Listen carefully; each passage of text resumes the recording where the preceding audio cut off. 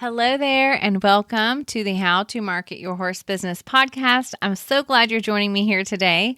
My name is Denise Alvarez. I am your host, and I'm very excited to welcome you back to a two-part series we're doing here on the podcast about selling. So before we jump into that, in case we're new friends, I will quickly introduce myself, and then we will get to talking about selling a little bit more, right? But before that, my name is Denise, as I said, and through my business, Storm Lily Marketing, I get to help horse business owners like you turn your website visitors into your customers. I do that through coaching, as well as website design and content, email marketing strategy, and my monthly coaching program called Social Stride. I do each of these things. I have this podcast here because I love to serve horse business owners so that you can be out doing what you really love to do, out serving your clients, out working with horses, making products, whatever the case may be. I'm here to help you do more of those things. And so here on the podcast, my goal is to provide you with step-by-step strategies and basic how-tos so that you can not only see what's possible for your horse business, but so that I can guide you through that process to make it happen.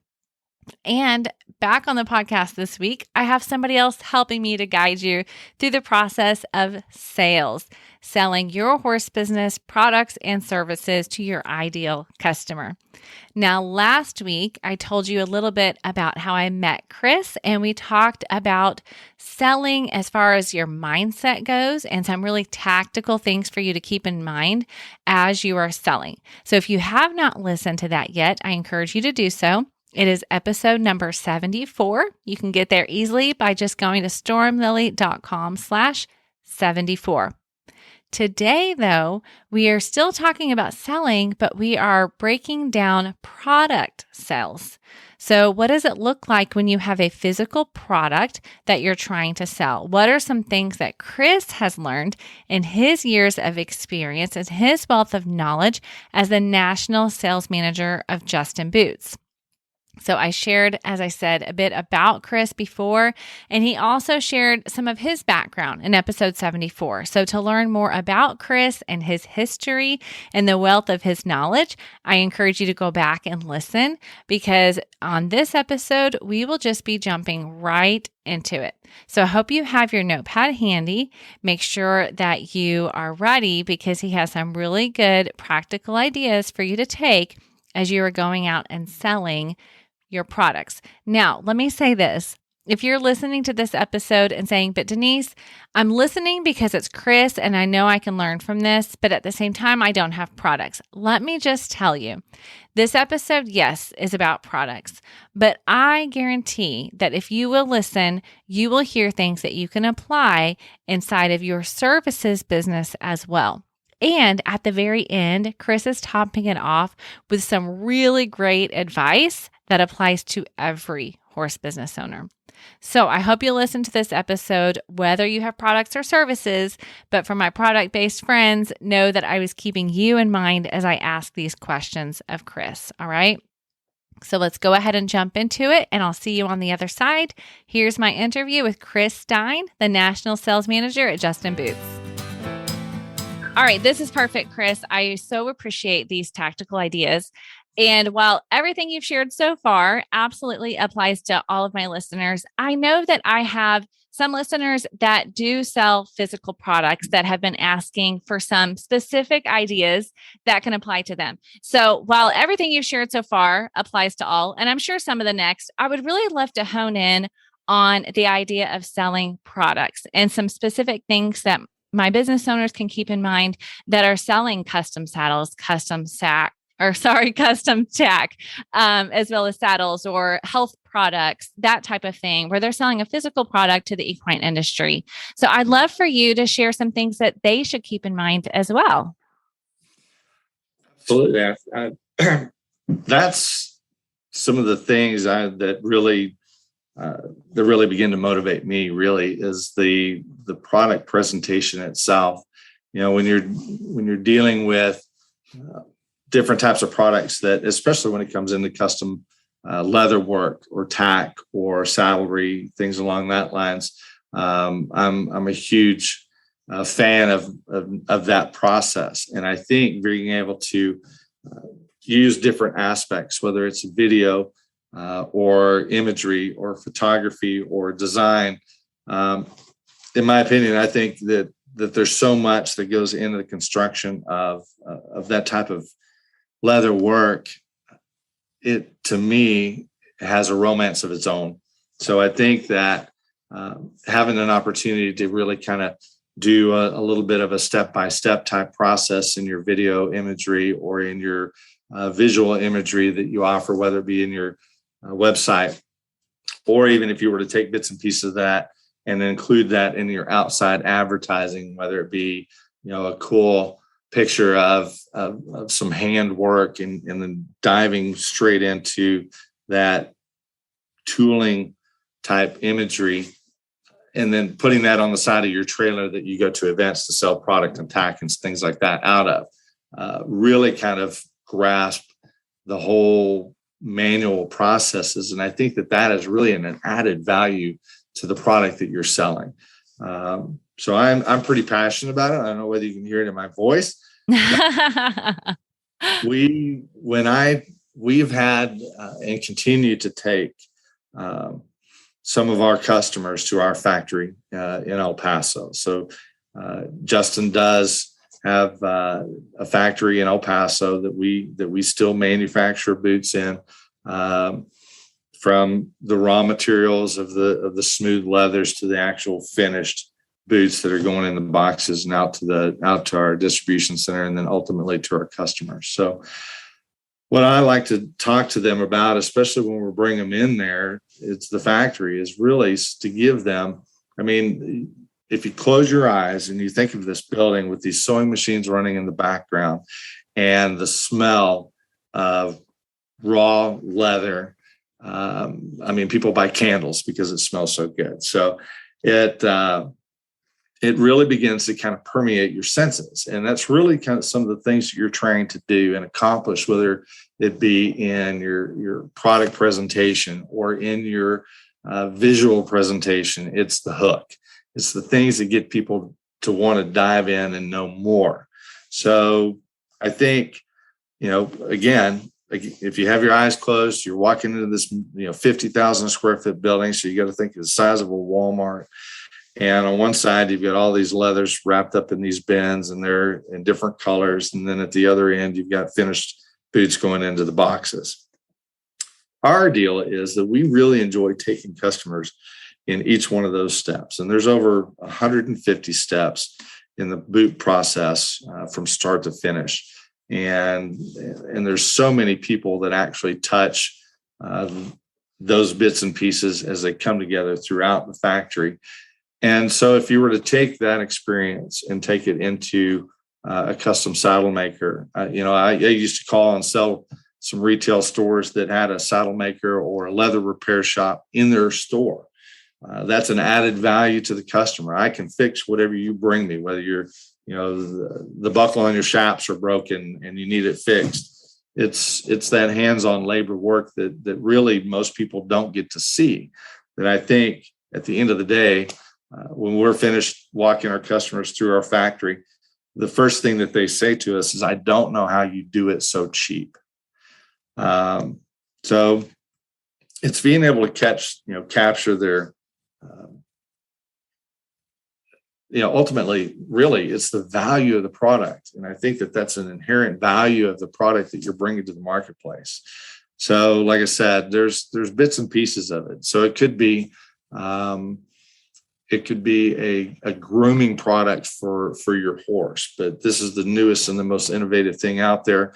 I think explaining and having some technical video on possibly even how to use it, or using that as a tag. You can say, all right, well, I have got this new product and I really, I'm going to talk to you about a couple of the basics, but I'm not going to tell you all of the basics about it, because I want you to call me. I want you to buy that product from me online, and then I will give you access to the rest of the instructional part of the video. I'm going to show you how to use this product, but you need to, make that connection with me so I can talk further about it.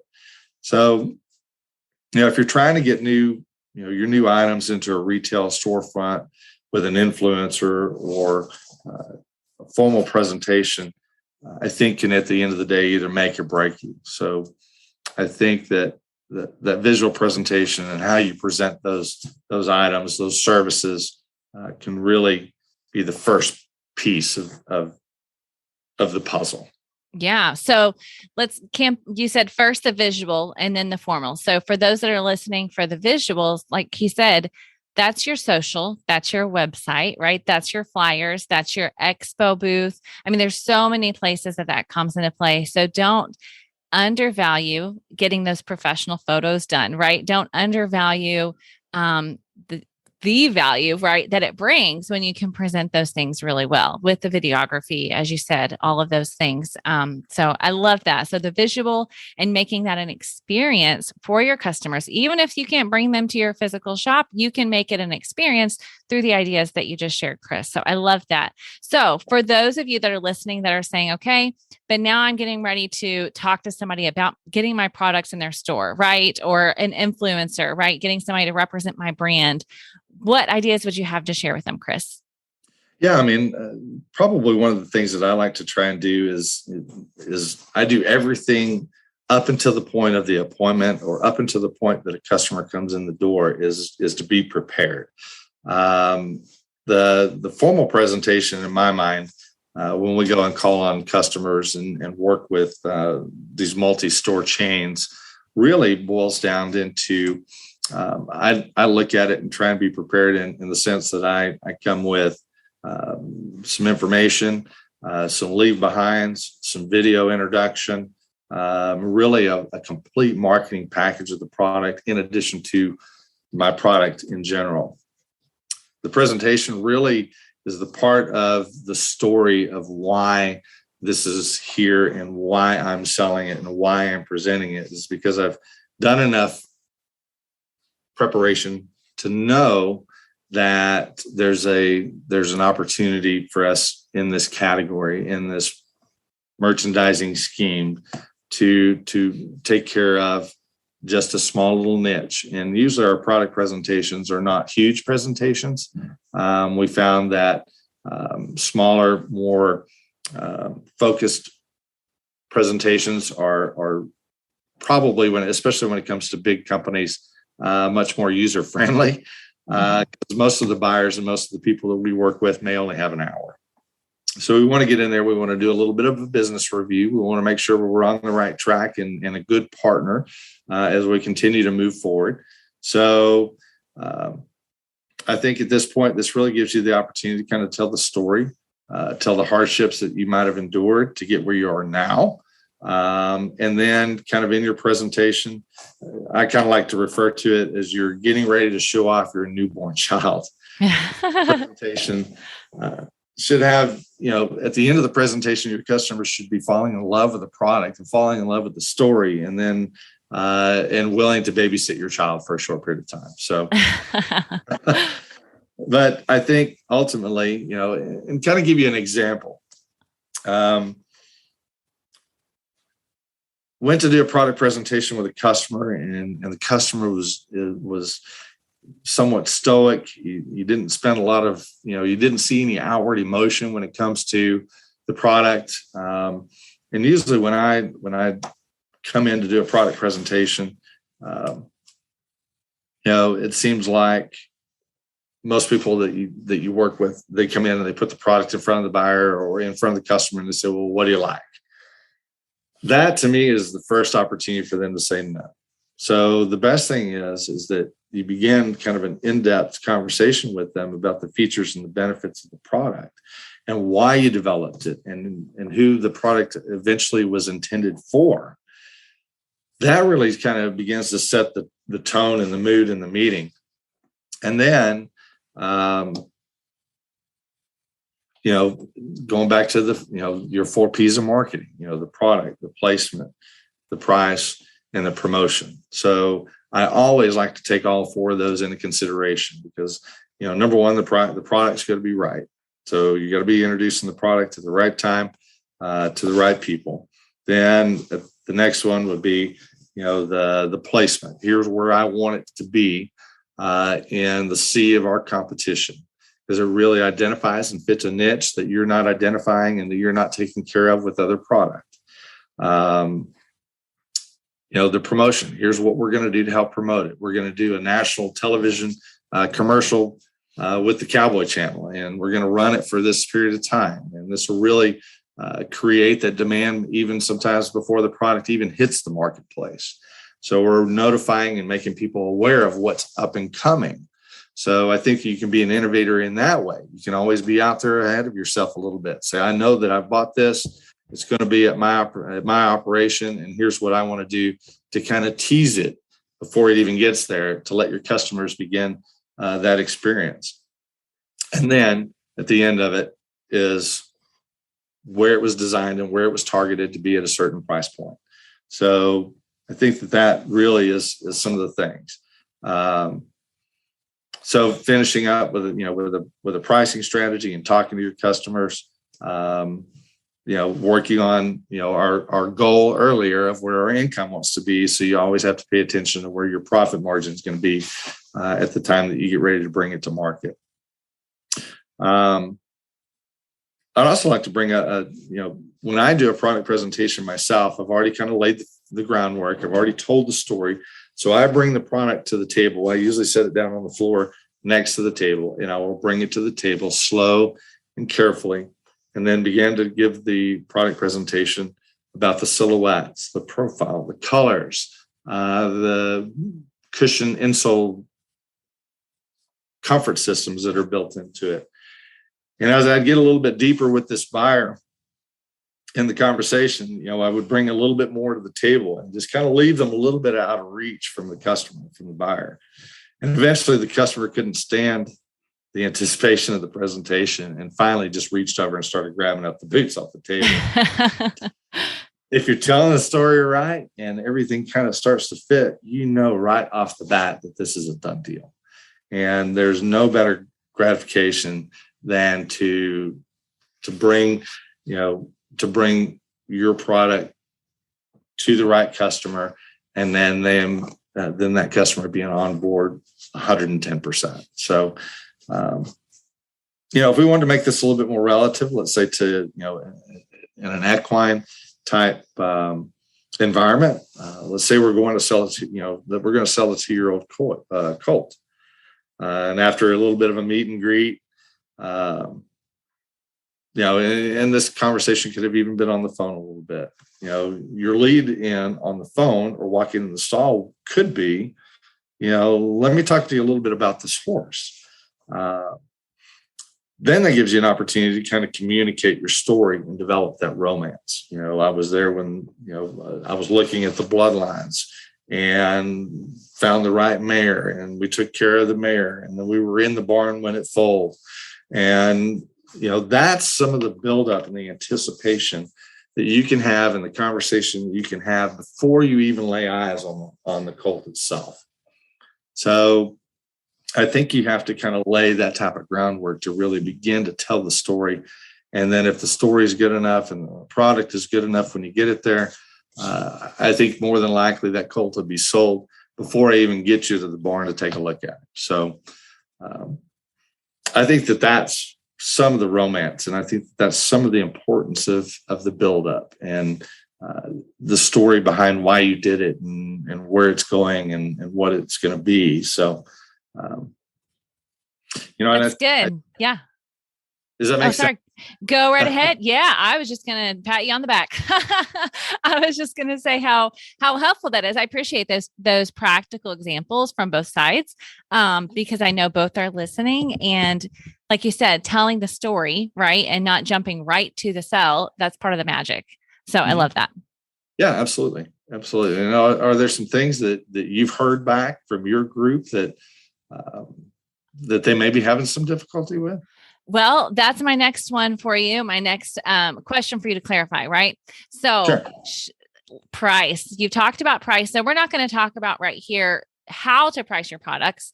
However, I would love for you to share the idea of when do you talk price when you're in the part of sales, right? Some people will say, don't be the first one, or do be the first one, or don't lead. So what would you say to that? When it comes to, price, price comes into play only after you began to kind of identify the goods and services that your customers are really interested in. And one of the things and one of the keys that I would highly recommend, regardless of their personal presentation, is to never judge or predispose your customers as to what you think that they can afford.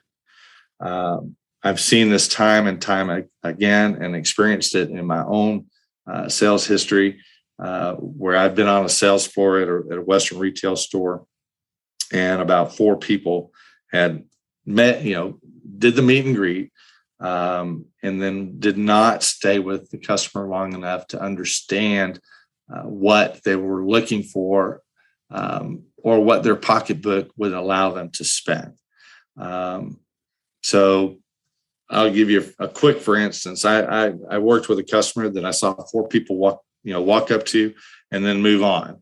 And then finally I got over there and started up a conversation, and it could have been, because I already know that some of the other people have tried the hard sell on him, trying to get him in some product that he may or may not have been interested in. But at the end of the day, I was kind of interested to know more about the customer himself. So our conversation led to, his kids and what he did for a living, and why he was in the store. And come to find out, he was a truck driver, an over the road driver, who had been looking for and always wanted a pair of high end alligator boots. But most people thought because of the shoes he had on and the jeans were torn that he couldn't afford a pair of those. So they didn't even talk to him about that product. They were already pigeonholing that customer into something less expensive.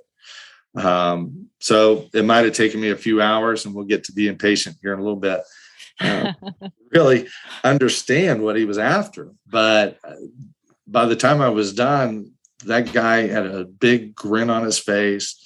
He was excited about what he was buying. And I had a lot of envious people on the sales floor because of the thing. I missed out. So yeah, just want to touch on that because it's a pet peeve of mine. Don't. That's really good. Yeah. Don't pigeonhole your customer by what you think that they can afford. So, because most of the time they're going to surprise you. They're going to surprise you in what they can afford, what they're willing to personally sacrifice to buy what you're selling. With that in mind, always start at the top in your presentations. If you've got a menu of products, it's not any different than going to the car wash. At the very top, they're going to have, the most expensive car wash. And then they're going to have all the things that they're going to do to your car. And then you go down a tier. And now you may be from gold to silver. You're going to have this, and this, but you're going to miss a couple of different of the additional services they offer. And then you get all the way down to where, for $10, you can stay in your car and they'll drive you through, and then you just keep going. So I think having a product tiering within your business, I think, is important. But I think starting at the top and then working your way down to a certain degree is really the key. I always like to use the examples. I've been in the footwear business for most of my life. So selling a pair of boots to me can be a little bit tough when the customer is looking at a $300 bill for the boots. But if you break it down, and this is really kind of how I begin to somewhat justify the expense. The cowboy boot may last you 3 years. Let's say that a $300 boot is going to last you 3 years before you got to buy a new pair. So if you break that down on an annual basis, that's only $100 a year that you're spending. Problem is you're spending all $300 up front. Mm-hmm. So it seems like a lot. But if you take the same ideology and you're saying, all right, well, I've got a $300 boot that the last 3 years, I'm spending $100 a year. And then you go back in and say, all right, well, my kid, my teenager, I wind up buying a pair of tennis shoes for them every 6 months. He wears through them. They're gone. So now you're looking at spending $100 every 6 months on kids' tennis shoes. Mine's grown now. He can buy his own shoes. The idea would be if you do the math on that, so $100 every 6 months over the same lifespan that a boot would last, let's say 3 years, you're spending $600 on those tennis shoes. This proves that an upfront quality purchase can save you money in the long run. And I really think that that's something that you can use as an opportunity to explain to customers if you're beginning to see some price resistance. Let me explain to you why it's this price. Let me explain to you the features and benefits you're going to get at this level. Let me talk to you about how to, in your mind, annualize your purchase. So like I said, if you're spending $300 with me up front and you're going to board your horse at my stables, here's XYZ of the product and the assortments and the different things that I'm going to do for you as a business owner and you as my customer, that, if you would buy the top tier of it for a few dollars more, that I think is really the key. It's a lot harder to upsell somebody than it is to gradually begin to work your way down to the point that they're comfortable in their own purchase and in their own financial situation. So it's always, like I said, it's always more difficult to go up the ladder of pricing than it is to start at the top and then begin to work your way down to hit that comfort level. That's good. That's good. Okay. One thing that you said at Road to the Horse when we met that you talked about is the idea of add-on sales, especially when it comes to product sales. So talk a little bit about that for us. Well, with the retail background that I come from, one of the things that we really look at doing, and even from a larger corporate standpoint, is you always are looking for additional opportunities within your brand, within your company, to create more of a presence. So, for instance, when you go into let's say a tack operation, one of the things that they probably should be doing would be to look for small items that can create larger profit margins that would be easy as an add-on sale. It could be just a small bottle of boot cream or a leather conditioner or a cleaner. Let's say you're selling a high-end $4,000, $6,000 show saddle. The add-on sale there would be possibly a saddle cover. It could be a saddle stand. It could be something to help take care of that product with. I always like to reference it back to working retail. When I sell you a pair of boots, most of the time, and guys are the worst, and I apologize for this, but a lot of times the belts don't match the boots. I think it's big with girls, and I know it is for sure because my wife tells me all the time. So the idea would be is that, let me help you out with your outfit. So it's the little things. I mean, there's not a lot of outward expenditure in smaller items that create bigger profits, essentially. So, if you're buying a product for $1 and you sell it for $2, you've made 100% profit margin on that product. So, and it could be something as easy as a settle. If you're a leather worker and you're a craftsman in that industry, do some inexpensive leather coasters for somebody's house out of the scrap leather that you have.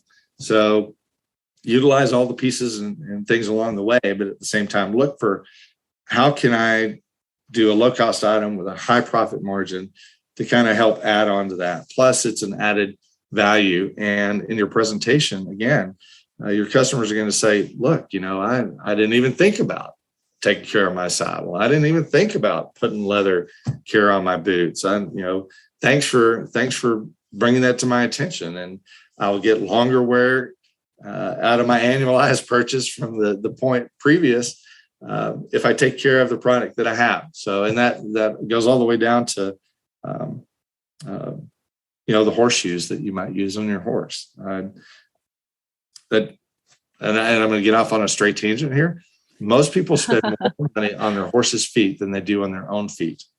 And they have to live with their feet for the rest of their life. So yeah, that's a good point. That's a plug for the footwear industry. Right. Cowboy boots are good for your feet. So That's a good one. But that's so true. I love that. Okay. You've been so gracious. I know you've got one more thing that we're going to talk about when it comes to products. And I think this one's super important. We talked about it just a bit earlier where I mentioned knowing your ideal client, but I'd love for you to talk about, and you actually mentioned just in passing as well, that idea that your product isn't for everybody, right? So Yes. talk a little bit about how important it is for you as a business owner, for business owners that are listening, to really know who it is they're trying to sell to, because their products and your products are truly not for every single horse person. And sometimes when I talk about this, I do a marketing workshop every now and then in my Facebook group, and people will say, well, my product is for people over the age of 30 that like horses. Well, you haven't really narrowed it down very much, right? So there's a real point and why you should know who you're selling to. So talk a little bit about that. Sure. I think you always should really kind of look at, from a 30,000 foot deal, perspective. Do I want to sell everybody? The question there is, with that being the question, the difficulty in trying to service everybody is astronomical. I can only imagine what trying to take care of everybody at the same time is. It's not any different than having 8 kids and you're trying to feed them all at the same time. So, that alone would make you want to pull your hair out. So I usually like to say,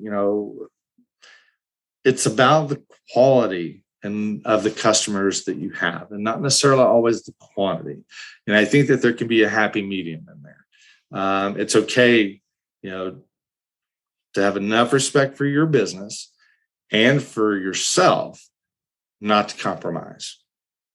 So when I say that, is the perceived value of the brand in the marketplace, or the perceived value of your company in the marketplace, I think can speak volumes based on your clientele, your customers, how they partner with you in the presentation of your product.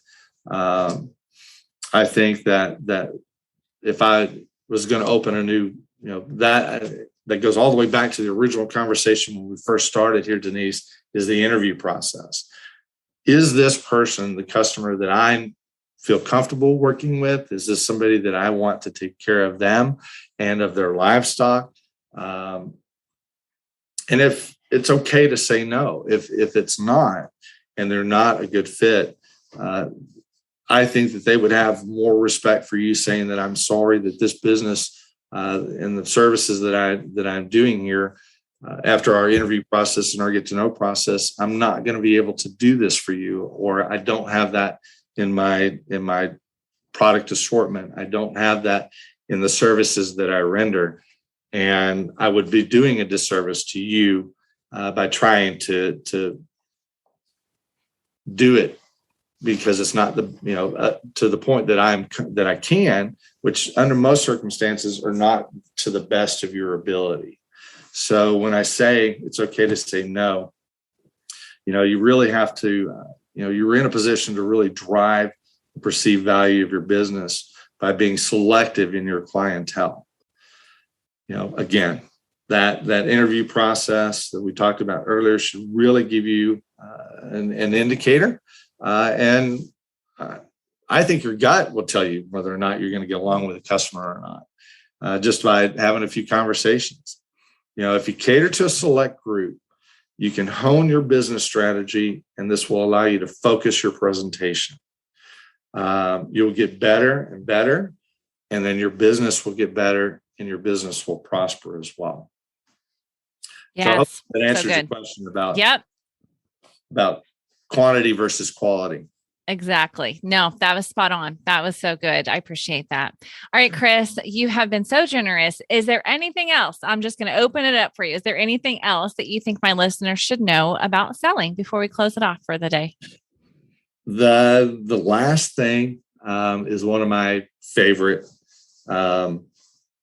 quotes, I guess. I don't know whether it's a quote or whether it's just something that I speak to my sales reps about. I speak to people in the office about. I speak to our customers about.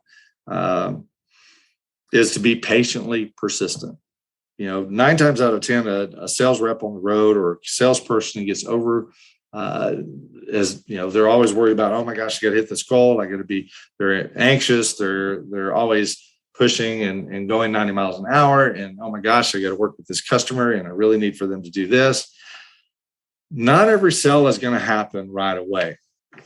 You know, that part of it is something that you really kind of have to grasp your head around. You know, keep in touch with your customers, keep them informed along the way.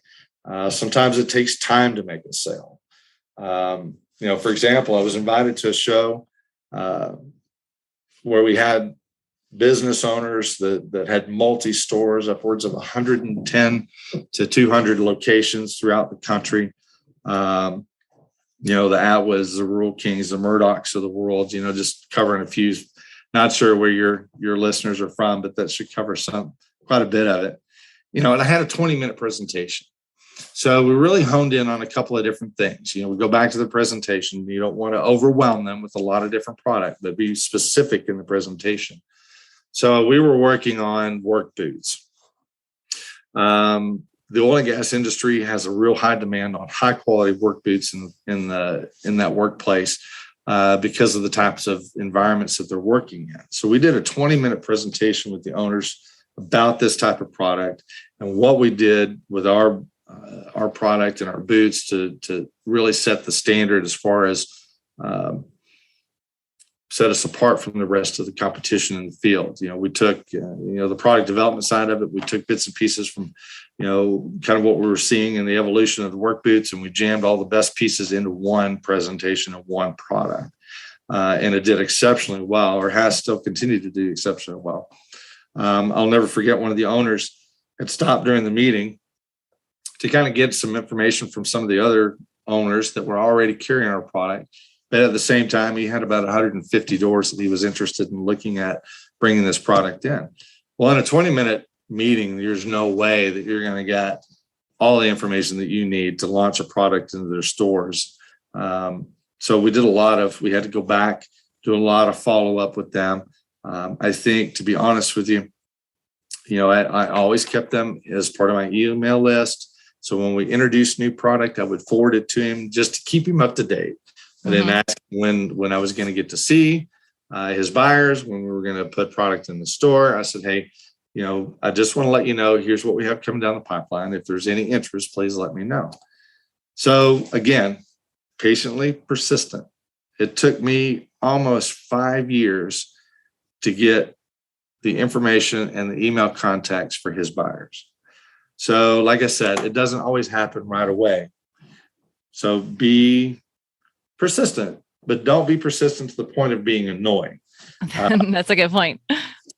Timing is everything. So treat people like you would like to be treated. So, timing is everything, whether it's today, tomorrow, a week from now, it may not be the right time for your customer, but somewhere down the line, they will be ready, and it'll be your job to be there when they are.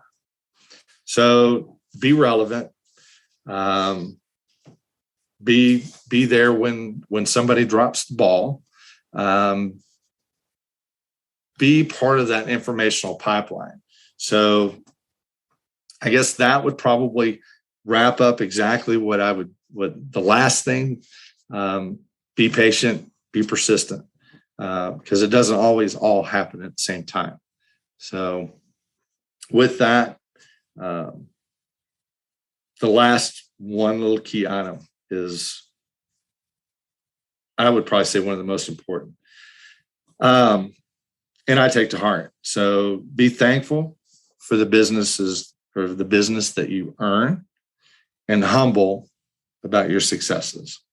I'm passionate about writing a handwritten thank you when a customer takes time out of their agendas for us to come and present the product that I'm passionate about. So I always send a little handwritten thank you note at the end of it on a company letterhead. And again, just to let them know that I appreciate it and for the time to let me talk about something that I love to do. So. Oh, and that personal touch goes a long way. So I love that. Great. Patiently persistent, be thankful and humble. Very good notes to end on. Chris, I'm so grateful. Thank you again for sharing so many great insights. Before we hang up here, I would love for you to let everybody know where they can connect with you online. If they would like to learn more, see where you're at, where can they find you? I believe on Instagram and LinkedIn, right? Yes, absolutely. Chris Stein on LinkedIn, and then Justin 1879 Stein on Instagram. Perfect. And I will link to those in the show notes, of course, so that it's easy to find also. Thank you again. I'm so very grateful. And I know that all of the things that you shared here are going to be so helpful to my listeners. I am sure they were furiously taking notes as I was. So thank you so much, Chris.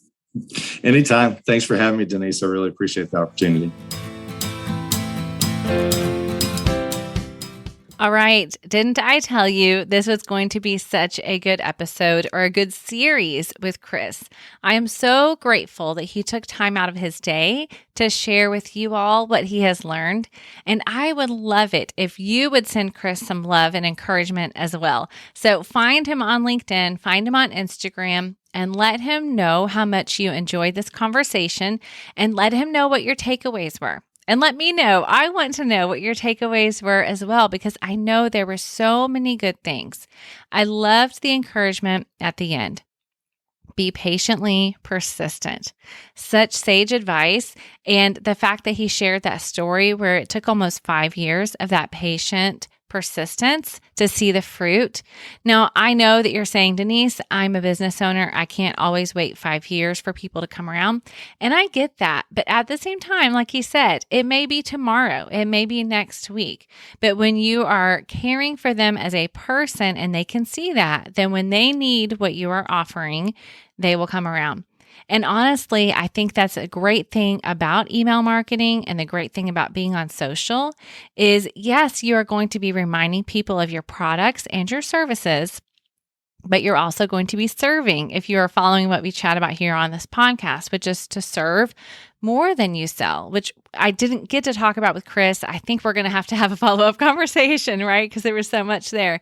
But that idea of still serving, when he was emailing that contact that had followed up and took 5 years, he was serving that person. He wasn't pressuring them. He was saying, hey, I just want to make sure that you know I'm here if you need anything. Here's the information, right? So when you approach it from that perspective, people know and they see that and they appreciate it. So continue to do that. Continue to stay humble. I am cheering for you in your horse business, and I would love to hear from you. So please feel free to reach out at any time if you have questions. And if you are not already following the podcast, I would absolutely encourage you to do that. I have some more fun interviews coming up in the next few weeks. So whatever your favorite podcast player is, make sure that you are following so that you get notifications every time there's a new episode. All right. Okay, friends, I'm so grateful you were here. I hope you will continue to come back and listen and learn and apply what you are learning in your business so that you can continue to build a business that you love. Thank you so much for joining me here on the podcast. I hope you have an amazing day, and I'll see you here again next week.